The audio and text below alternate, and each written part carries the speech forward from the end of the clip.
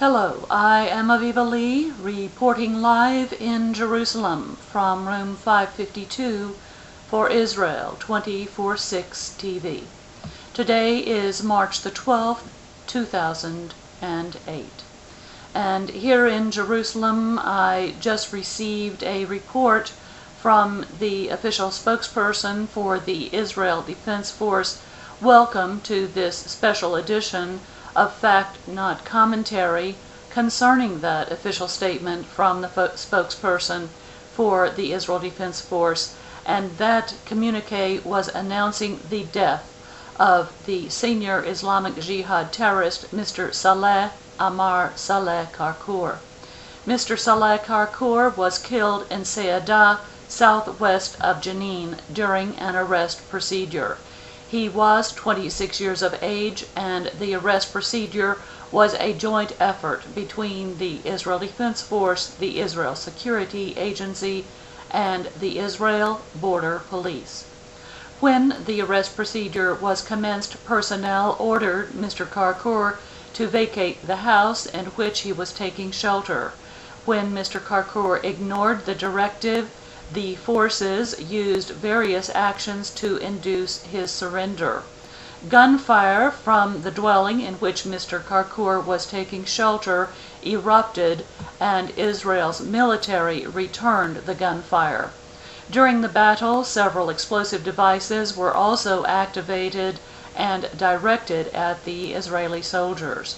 Upon returning the gunfire, the Israel Defense Forces identified targeting and hitting Mr. Karkoor. After Mr. Karkoor was neutralized, and during the subsequent search, one AK-47 assault rifle and a number of explosive devices and ammunition clips were uncovered on his person. The weaponry was detonated in a controlled manner by sappers. It is known that Mr. Saleh Karkoor was extremely active in the Islamic Jihad terror organization as early as the 1990s. Evidently, intelligence reports documented that during the last several weeks, Mr. Karkoor was involved in planning suicide bombings in concert with other Islamic Jihad terrorist operatives. The Israel Defense Force spokesperson has confirmed the following history of Mr. Saleh Karkoor, and I quote, "In 1998, Karkoor was questioned and arrested for the first time for his involvement in the Islamic Jihad terror organization.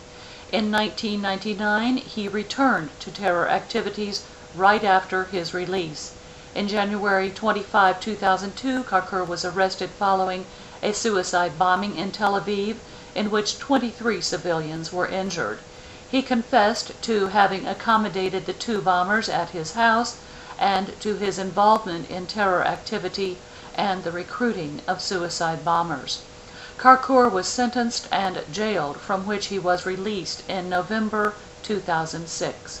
Right after his release, Karkoor once again returned to terror activity within the Islamic Jihad. He took part in the establishment of an Islamic Jihad cell together with Khaled Hassan, who was killed by a special IDF force on October 23, 2007. Islamic Jihad terror operatives from Tulkarem who operated in Jenin in 2007 were also killed in that operation.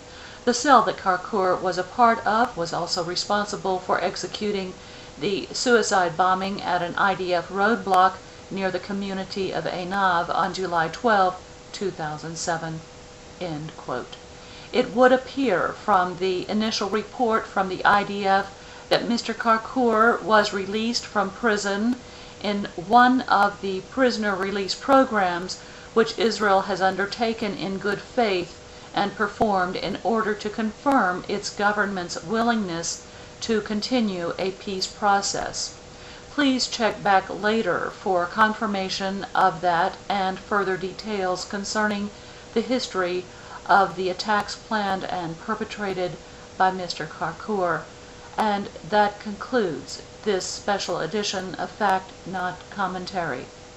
I am Aviva Lee, reporting live in Jerusalem from room 552 for Israel 24/6 TV. Thank you, and shalom.